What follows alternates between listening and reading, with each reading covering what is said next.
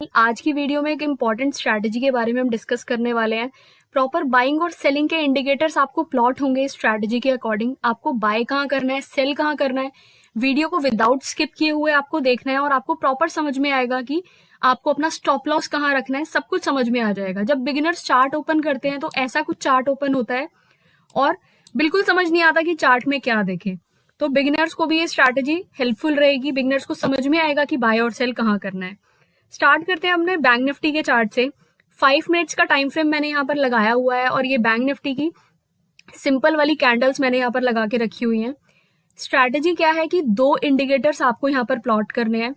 First indicator जो है हमारा स्मूथ एंड हेकिनेशी कैंडल्स, इसको मैंने प्लॉट कर लिया है। सेकेंड जो इंडिकेटर है हमारा वो है मूविंग एवरेज एक्सपोनेंशियल, इसको भी मैंने यहाँ पर प्लॉट कर लिया है। अब मूविंग एवरेज एक्सपोनेंशियल में कुछ सेटिंग्स को मैं यहाँ पर अप्लाई करने वाली हूँ। यहाँ पर हमें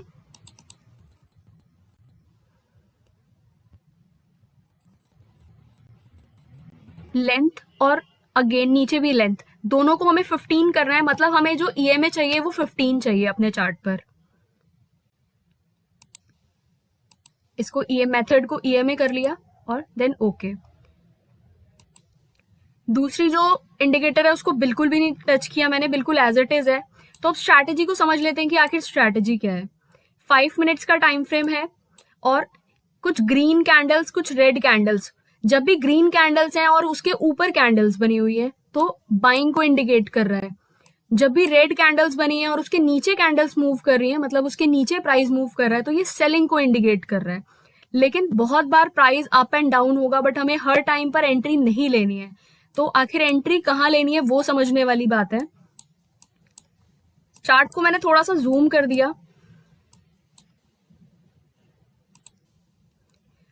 जैसे ये दोनों लाइंस के ऊपर प्राइस यहां पर निकला है, अगर मैं यहां से एक सीधी लाइन को ड्रॉ कर दूं, दोनों के बीच में, इस सीधी लाइन के बीच में और हमारी ईएमए और इन कैंडल्स के बीच में अगर 30 डिग्री का गैप है तभी हमें प्राइस में एंट्री लेनी है। ये गैप अभी आपको सुनने में बहुत ज्यादा लग रहा है कि 30 डिग्री का गैप हम कैसे आइडेंटिफाई करेंगे, बट प्रॉपर समझ में आ जाएगा कि जो ये हेकिनेशी कैंडल्स है और ये जो हमारी ईएमए 15 है ये स्लॉपी होगी अबव साइड पर, मतलब प्रॉपर ऊपर की साइड पर स्लॉपी है और प्राइस की जो कैंडल है ये बहुत बड़ी ना होकर छोटी कैंडल है, तभी हमें यहाँ पर एंट्री लेनी है। और एंट्री का जो हमारा लेवल है वो इस कैंडल का ब्रेकआउट लेवल होगा। मतलब एक कैंडल बनी, स्मॉल कैंडल बनी है, प्रॉपर 30 डिग्री के एंगल के साथ में प्राइस ने ऊपर ब्रेकआउट दिया है, बट ये जो हमारी ब्रेकआउट कैंडल है इसके ऊपर जैसे ही प्राइस निकलेगा तो हमें यहाँ पर बाय करना है।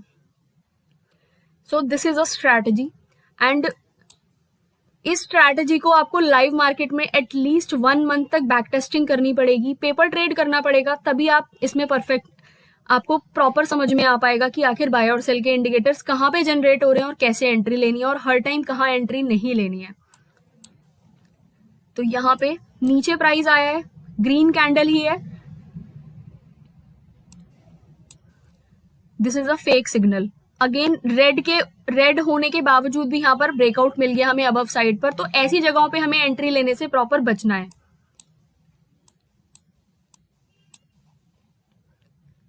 स्मॉल कैंडल, इसके नीचे ब्रेकआउट मिला तो प्राइस नीचे गिर गया। बैंक निफ्टी में आपको इजीली 40-50 पॉइंट्स आसानी से मिल सकते हैं। हर एक स्कैल्पिंग में हम इतने पॉइंट्स आसानी से बैंक निफ्टी में ले सकते हैं। या फिर अगर आप थोड़ा ज्यादा टाइम के लिए होल्ड करते हैं तो हमें होल्ड कहां तक करना है, लास्ट स्विंग तक। जैसे कि लास्ट बैंक निफ्टी का ये स्विंग है तो हम इसी लेवल को अपना टारगेट एक्सपेक्ट कर सकते हैं। उसके नीचे अगर लेवल ब्रेक होता है तभी हम और नीचे बड़े टारगेट के लिए रुकेंगे, बट विदाउट ट्रेल किए हुए एसएल हमें नहीं रुकना है।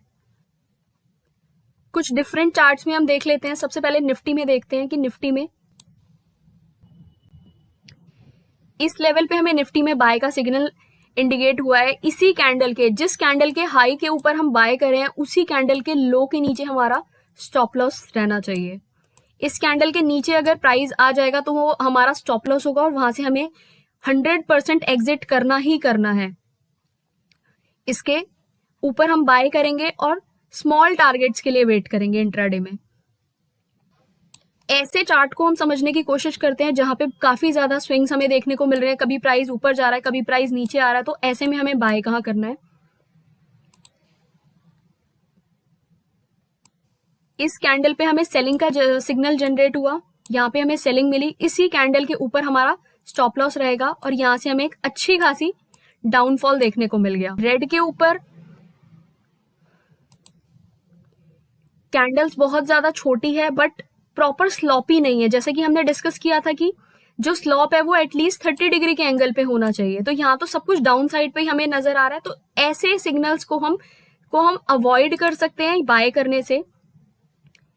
अगेन यहाँ पर सिग्नल जनरेट हुआ बट 30 डिग्री के एंगल पे स्लॉपी कुछ भी हमें यहाँ पर नहीं दिख रहा है, इसीलिए मैंने आपको बोला था कि एटलीस्ट 30 डिग्री के एंगल पर ही जब तक हेकिनेशी कैंडल्स और हमारी मूविंग एवरेज नहीं होगी तो हम बाय नहीं करेंगे।